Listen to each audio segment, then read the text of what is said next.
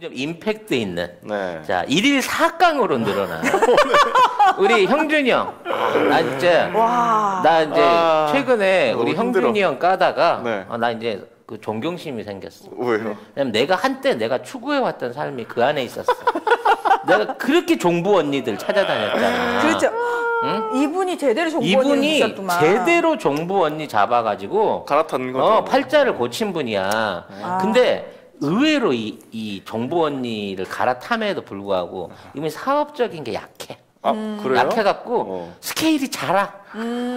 찍해봐야 뭐 100평, 200평 뭐 이런 거, 뭐 10억도 안 되는 거 이렇게 하면 안 되거든 사업은. 근데 이분이 참 정부는 갈아탔으나 매니지먼트 능력이 없다.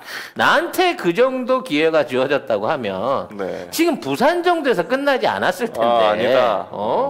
라는 생각을 잠시 해봤습니다. 굉장히 위험한 네. 생각이고요. 한 방에 정리를 하네. 네. 박형준 국민의힘 부산시장 후보가 지금 오늘은 4강인데 너무 이게 많아가지고 이거 다 소개해드려야 되는지 모르겠어요. 빨리빨리 해야지. 네. 오늘 4강입니다. 내일은 8강인가 이제? 네, 이틀 연속 2강이었는데 오늘은 새로 4강인데요. 자, 한번 볼게요. MBC 단독인데 MBC가 추가로 입수한 사찰성 문건들 중에 15건이 청와대 정무수석에게 보고된 것으로 확인이 됐습니다. 이 중에 14건은 박형준이 정무수석으로 재임하던 때였습니다. 혼자 다 했네. 네. 사찰 단도대 좀 빨리 만들어야 될 것 같은데. 네. 이거 다 안 봤다 그러면 어떻게 이해를 해야 되는 거야? 누가 정결로 했어 이거를? 얘는 뭣도 모르고 다 잊어버리고 자긴 몰랐고 예, 다 일단 14건 보고받은 거 확인. 네. 자, 1강이고요. 네. 자, MBC가 입수한 발레오 노조 투쟁 제어 문건, 국정원이 작성해 청와대에 보고한 이 문건에는 경찰에 주동자에 대한 수사 속도를 높여 투쟁 전열을 와해하라는 지침이 적혔습니다. 이건 이제 노조 와해인데 사실 읽으면은 깜빵 갑니다. 네. 이 사측에도 깜빵 가는 거예요, 이거는. 근데 이거를 국정원이 해가지고 보고를 해? 명백히 국정원 권한에서 벗어난 지침입니다. 문건은 대통령실장과 정책실장, 정무수석, 민정수석, 사회정책수석 등에게 보고됐습니다. 당시 정무수석은 박형준 현 국민의힘 부산시장 후보입니다. 2010년 3월 철도노조 파업 재개 기도에 엄정 대응한다며 노조의 징계 구제 신청에 대비해 지방노동위의 좌파 성향 심판위원들을 제외한다는 전략이 적혀 있습니다. 꼼꼼하다. 진짜 대박이다. 실제로 노조의 우호적인 판정을 내린 적이 있는 2명의 공익위원이 철도노조 징계 심판에서 교체됐습니다. 이를 포함해 2010년 상반기에만 국정원 사찰성 문건 14건의 배포처에 박형준 정무수석이 포함되어 있습니다. 이 같은 보고는 2010년 내내 계속됐습니다. 이게 다 2010년 상반기 때 있는 문건만 이런 거구나. 그렇죠. 14건. 재임 기간 전체가 아니고. 꼼꼼하게 다 했네요. 아유. 이 정도면 에세이 쓰지. 그러니까. 정말. 나치 슈타포 뭐 이런 거 아닐까? 슈타포지. 무슨. 야, 이거는. 아니 이거는 거의 한 달에 2건씩 했다는 거 아니야. 2건, 3건씩. 노동자들 다 때려잡았다는 소리 그거를 또 지가 직접 하는 것도 아니고 경찰 시킨 것도 아니고 국정원을 시켜가지고. 보고도 받고. 근데 국정원은 원래 국내 업무가 아니고 해외 업무 담당입니다. 그렇죠. 예, 북한 관련해서 하고. 그러니까 사실. 근데 파업한 노동자들을 뭐 이렇게 때려잡아? 이걸 국정원이 관여했다는 것 자체가 사실은 원래 본인들의 업무가 아닌 거죠. 자, 빨리빨리 갑시다. 2강. 네, 2강. 이제는 또 불법, 또 하나의 불법 창고 얘기인데요. KBS가 찾았고요. 또 몰랐다고 그러고 있어요. 네. 박형준 후보 주거용 건물의 불법 창고. 국민의힘 박형준 부산시장 후보가 본인 소유 땅에 있는 가게 건물을 창고로 쓰고 있는 사실이 KBS 취재 결과 확인됐습니다. 주거용지에서는 건물을 창고로 쓸 수 없는데 건축법을 어긴 것입니다.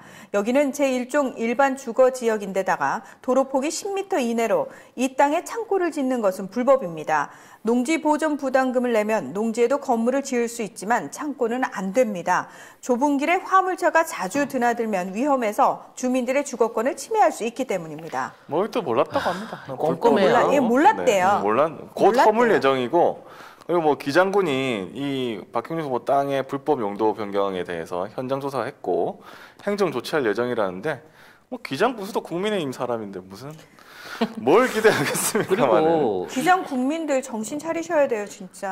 이 인간이 세금 꼬박꼬박 냈다고 주장을 하는데 네. 토지에 대한 거 토지 3억으로 신고해놓고 그것만 낸 거고요. 그쵸. 거기 거기에, 건물에 대한 거는 안 하다가 5일날 등기를 했대요. 엊그제. 아이고, 아유, 치사하다. 꼼꼼해. 아유, 치사하다. 20일 전에 이게 선거 전 될 때 되니까 네. 그때 등기를 넣은 거야. 근데 이거 공직자 재산 신고 이거 누락되면은 그러니까 그거를 누락시켰기 때문에 거의 12억을 뺀 거예요, 이게. 그러면 이거는 공직자 못 들어가는 건데. 아니, 뭐. 돼도 당선 그러니까 후보자가 될 수도 없을 뿐더러 돼도 이거는 당선 취소형입니다. 그러니까. 이거는. 네. 자, 그리고 또 3강. 네. 이거는 좀 내가 이해가 안 가는 보도였어요. 아무튼 CBS 단독이에요. 박형준 후보 부산시 공유부지 헐값 매각. 왜?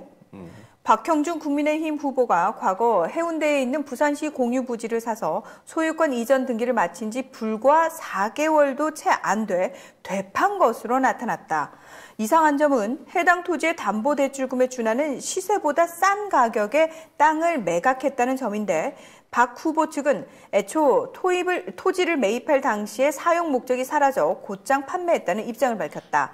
부산시 전산상 당시 민간에 판매된 경위와 판매 가격은 확인되지 않고 있다. 부산시 관계자는 사유지 매각 당시 공유재산 시스템이 없어서 정확한 경위와 판매 금액 등이 등재가 돼 있지 않다고 말했다. 그럼 시유지를 지가 보라를 받아가지고 네. 누구한텐가 싸게 팔았으니까 팔았어. 그게 누군지만 확인하면 되잖아. 그럼 박 씨 아니면 최 씨겠지, 송이. 또. 아들한테 1억 주고 산 것처럼 그러니까, 아파트를. 그거와 비슷한 방식으로 이 식구들끼리 계속해서 명의를 돌려막는 거야, 지금. 왜냐하면 그 대출금에 준하는 시세보다 싼 가격에 팔았다는 거니까. 그러니까 얘가 늘 이득만 본 건 아니야. 가끔은 이렇게 손해도 손해보는 본다. 장사도 해. 근데 그래야 누군가하고 나눠 먹으니까. 먹으니까. 근데 이게 아들일 가능성이 높지 않겠냐. 왜? 아들이 1억 피 먹은 적 있잖아. 그렇죠. 엄마한테는 700만 원 뺐고. 근데 뭐 이런 식인 거지, 결과적으로 따져놓고 아무튼 이건 보면. 저는 더 파봐야 될 것 같은데. 어쨌든 이상한 부동산. 아니 매매. 이거는 제가 봤을 때는 만약에 이거 제가 소설을 하나 써볼게요. 네.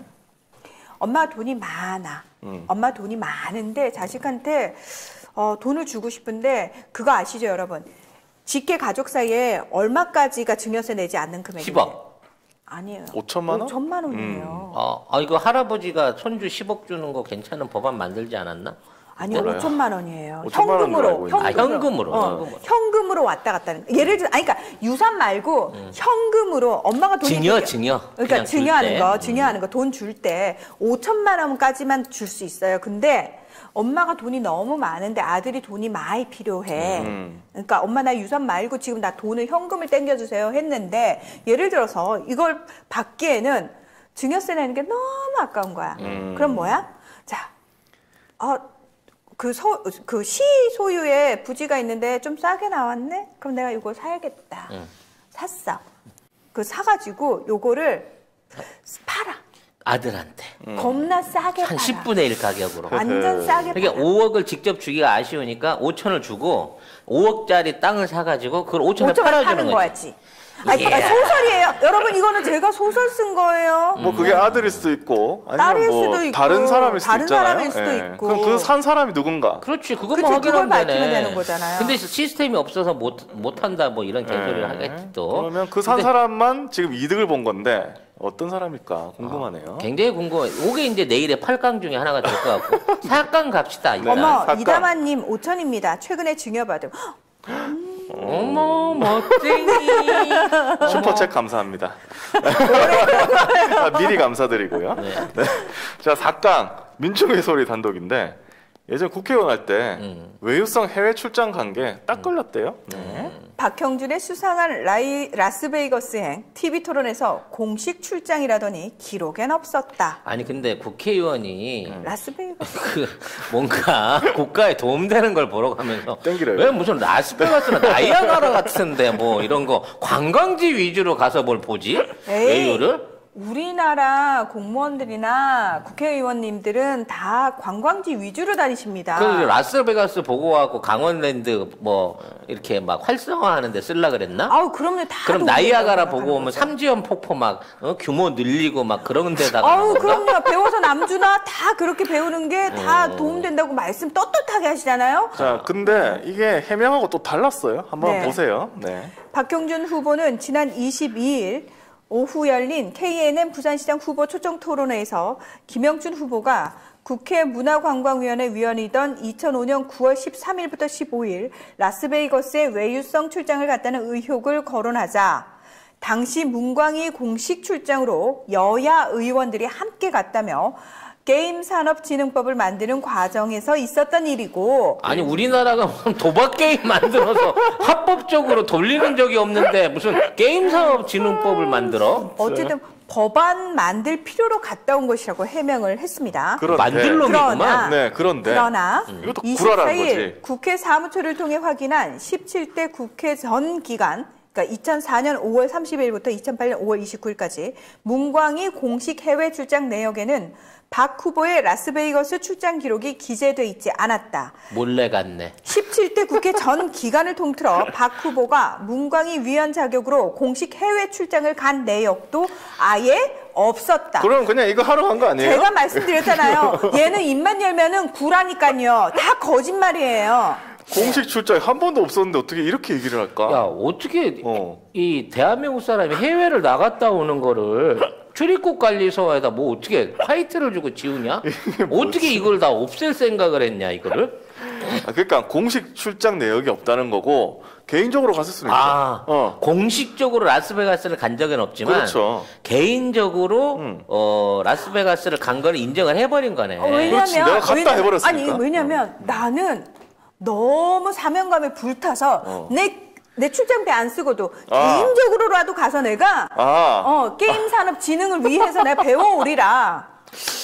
충정심. 라스베가스는 이제 게임으로도 유명하지만 이게 결혼을 이렇게 자유롭게 할 수 있는 도시이기도 하거든요. 가면 보증인 한 사람만 있으면 목사든 판사든 변호사든 한 사람만 있으면 바로 현장에서 24시간 결혼하고 증명서를 받을 수가 있습니다. 아 이분이 앞으로 큰 사업을 위해서 결혼 자유지구를 만들기 위해서 가지 않았을까 하는 생각도 해보는데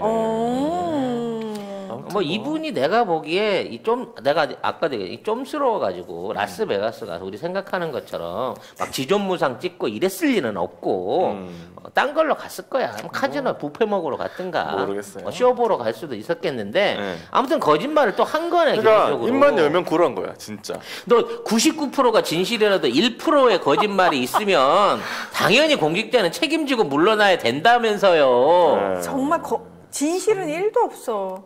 이 사람은 진실이 1도 없어.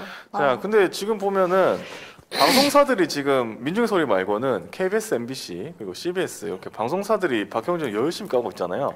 다른 언론들이 안 봤죠? 신문들은 안 받습니다. 안 받아요. 그리고 신문들 이런 얘기도 잘 안 써요. 왜냐?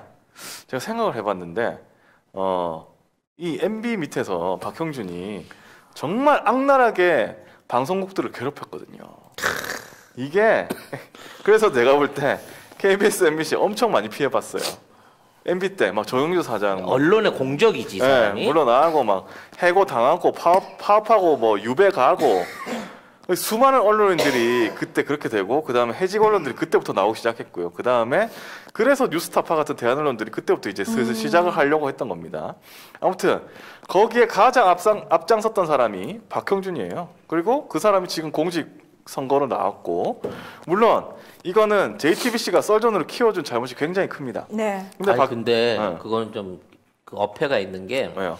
JTBC가 썰전으로 키워준 게 아니라 거기 내보내고 밥을 만든 거예요, 사실은. 바보를 만들었다. 왜냐면 그 이전에 있었던 대머리 아저씨 이렇게 얘기하면 이름이 전원책 변호사예요. 전원책 같은 경우에는 말도 안 되는 소리를 하긴 했지만 그래도 사람들이 저 사람은 할 얘기는 한다라는 이런 케이스였는데 박형준은 사람만 잡고 아무것도 모르는 사람 코스프레가 돼버렸거든. 그건 그렇죠. 그래서 이거는 사실은 연맥이려고 내보낸 건데 근데 떴으니까 정말 오히려 그 프로의 인기에 뭐 그 인기도는 떨어질지 몰라도 지명도는 올라간 그렇죠. 케이스가 있는 지명도가 거지. 유시민 전 장관 빨 받은 거죠. 박형준이. 근데 사실은 유재석이랑 같이 댕기면 그렇지. 양배추가 지금처럼 뜨는 거랑 똑같은 거지. 아 뭐. 조세호 조세호. 씨로 네. 이름 바꿨습니다. 아무튼 네. 그리고 종편 탄생에 가장 힘쓴 사람이 또 박형준이라 하고 그러니까 뭐 JTBC가 뭐 띄워준 건 알겠는데 사실은 그때 당시 언론 다 망친 사람이에요. 근데 그렇게 띄워주니까 결국 지금 피해는 국민들이 받는 거예요. 부산시장 후보에 나와서 이 사람을 후보로 보게 생겼잖아. 봤잖아. 그리고 지금 1일 2강, 2강, 4강 지금 기억도 안 나 몇 개 얘기했는지 내일 몇 개가 나올지 또 모르겠어요. 나도 지금 뭔가 할 얘기가 있었는데 생각이 안 나가지고 지금 여러분 다 못 가드리는 얘기들이 많아요. 레스토랑 후속 뭐 그 관련된 것도 그렇고 이 3월 8일 날 갑자기 문 닫은 거. 근데 3월 8일 날 문 닫으면서 같은 날 한 게 뭐라고? 등기한 거. 그러니까 지금 물밑 작업을 3월 초반부터 엄청나게 하고 댕긴 거예요. 하여튼 참. 그리고 부산 시민 자체가 큰 피해입니다. 이분을 찍든지 딴 사람 찍든지 해야 되는데 이분을 어쨌든 계속 봐야 되잖아. 얼마나 공해입니까? 이렇게 불법적인 일을 많이 하고 이상한 일을 많이 저질렀는데 자기는 기억 안 난다? 모르겠다? 발뺌하는 사람을 부산시장 후보로 두고 있는 거예요. 부산 시민들은. 엄청난 진짜 손해예요. 기분이 더러워야 되는 거예요. 아, 우리 부산 수준이 이거밖에 안 됐어? 와, 진짜 기분 더럽다. 이 생각하셔야 진짜 되는 부산을 거예요. 뭘로 보면 이런 사람을 국민의힘이 후보로 내나. 부산이 얼마나 우스우면 부산 시민들을 얼마나 개돼지로 봤으면 이런 사람이 시장이 될 거라고 생각해서 내보냈다는 거 아니야. 근데 저는 정말. 그래서 박형준을 부산에 내보냈다고 생각해요. 왜냐하면 서울에는 못 내보내. 아. 왜냐하면 박형준한테 당한 사람이 너무 많아, 언론인들이. 그러면 그 사람들이 다 뭉쳐가지고 박형준을 깐다고 쳐보세요. 지금처럼 만약에 박형준이 서울시장 후보로 나왔는데 KBS, MBC, YTN 다 뭉쳐가지고 박형준을 깐다고 생각해봐. 못 버텨요. 근데 부산이니까 가능하다 생각하는 것 같아, 내가 볼 때. 부산에도 언론사 있고 방송사 있잖아요. 근데 어쩌다가 그 야도 부산이 이렇게까지 아. 대구보다도 더한 상태로 지금 이렇게까지 주저앉는지 모르겠네. 부산은 제가 볼 때 그 3당 합당 때 약간 이상하게 된 것 같아요. 그때 이제 그때 배신당해서 바이러스가 심하게 들어갔고. 김영삼 국회의원 뭐 대표가 갑자기 3당 합장하면서 야도에서 갑자기 우리 여도인가? 이게 뭐지? 어떻게 어떻게 해야 되나? 안 하고 쿠데타도 없었는데 갑자기 우리 여당이 돼버렸네. 뭐 이런 어떻게 해야 되지? 아름다운. 하면서 네. 그때부터 약간 그런 된 것 같은데. 영한네이처 하면 우리가 한때 팟캐스트 인기 프로그램에서 막막 광고하던 제품이 있습니다. 마카산삼을 엄청나게 광고를 했고요. 주력 상품을 이제 마카33에서 술겜으로 바꾸셨대요. 식물성 원료들을 섞어서 만든 건데 그 메인은 마카도 들어있고요. 네. 오리나무, 누룩, 황기, 칡봉오리, 쌓인 씨앗, 헛개나무, 칡뿌리 몸에 좋다는 종류는 뭐 20몇 가지가 전부 다 들어있어요. 생약제제 같은 작은 알, 그 알로 된 겁니다. 먹기에는 향이나 이런 맛에서 지장이 없고요. 효과가 너무 좋대요. 그래서 사장님이 얼마나 자신이 있으신지 음주 중에는 드시지 말라고 권합니다. 술이 안 취한다. 다음이나 네이버에서 영한네이처를 치시면 바로 홈페이지랑 연결되고요. 한 박스 5개 들어있는 게 16,500원입니다. 두 박스가 33,000원. 네. 그리고 세 박스가 49,500원. 요때부터는 무료 배송입니다. 견디셔, 야망 808 요런 것들은 가격 세요. 어쩔 수 없이 몇 개를 사와요. 편의점에 가서. 그 경험들 다 있으실 겁니다. 그거 사면은 결국은 몇만 원 나가. 그렇지. 거기 역시 송작가 TV에 광고하니까 광고 효과 짱이더라 라고 주님들이 얘기해 줄 수 있는 그런 송작가 TV 만들어 주세요. 누가? 여러분이요. 그리고 뭐 번외로 딸 대학교 입시 청탁 문제도 이것도 사실은 아이고야. 선택적 분노의 대명사 서울대에서도 이 서울대 총학 자유 게시판에 서울대 총학의 선택적 분노에 박수를 보냅니다라는 제목의 글이 올라왔다고 합니다. 뉴스핌에서 기사를 냈습니다. 글쓴이는 조 전 장관 논란 당시 서울대 총학이 움직이는 것을 보고 사회적 불평등에 대한 그 나름대로의 의료운 외침이구나 싶었다면서도 박 후보 등 보수 정치인들의 온갖 의혹들이 쏟아져 나오는데도 입에 본드를 붙인 것을 보며 보수 세력 이중대였나 싶은 마음이 든다고 꼬집었다. 이어 적어도 당신네 선배들은 이 정도 수준은 아니었다며 정치인들에 대한 온갖 의혹들이 속출하고 그들이 말한 일부는 거짓말로 드러나고 있는데 선택적 분노, 정파적 행보로 일관하며 비겁한 침묵을 이어갈 것이냐고 반문했다.